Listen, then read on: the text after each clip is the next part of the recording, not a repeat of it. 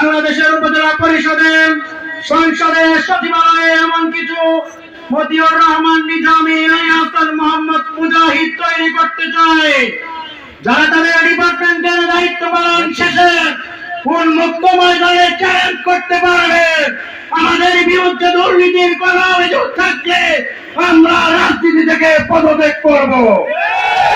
আমরা এমন কিছু নেতা তৈরি করার আন্দোলন করে স্বাধীনতার 53 বছর প্রতিটি পরতে পরতে আমরা এই জবাব দিতে গিয়ে ফ্যাসিবাদ, আধিপত্যবাদ এবং সাম্রাজ্যবাদের মুখোমুখি হতে হয়েছে।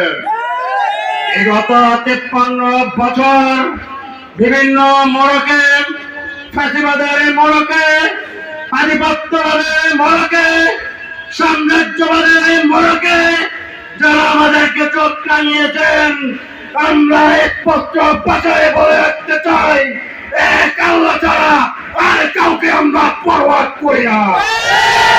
আমরা আল্লাহ সন্তুষ্টি অর্জনের জন্য আন্দোলন করে কোন ফ্যাসিবাদ আর আধিপত্যবাদকে পরোয়া করে আমরা আন্দোলন করি না। বিগত 53 বছর ফ্যাসিবাদ, সাম্রাজ্যবাদ, আধিপত্যবাদ আমার প্রিয় বাংলাদেশকে নিয়ে প্রতিটি ক্ষণে ক্ষণে খেলেছে। আগামী বাংলাদেশকে নিয়ে আর কাউকে চিনিমিনি খেলতে দেওয়া হবে না। আমরা স্পষ্ট ভাষায় বলে রাখতে চাই, 24-এর এই প্রজন্ম আধিপত্যবাদের চোখে চোখ রেখে কথা বলতে জানে।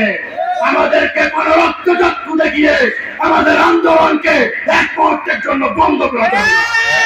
সবাইকে আগামী দিনে বাংলাদেশ জামাত ইসলামী যে ইনসাফপূর্ণ ন্যায় ও সাম্যের ভিত্তিতে সমাজ পরিচালনা করতে চায়, সেই সমাজ পরিচালনার অংশ নিয়ে রাজনৈতিক কাজকে মজবুত করে প্রতিটি ঘরে ঘরে আমাদের দাওয়াত পৌঁছানোর আহ্বান রেখে আমি আমার কথা শেষ করলাম।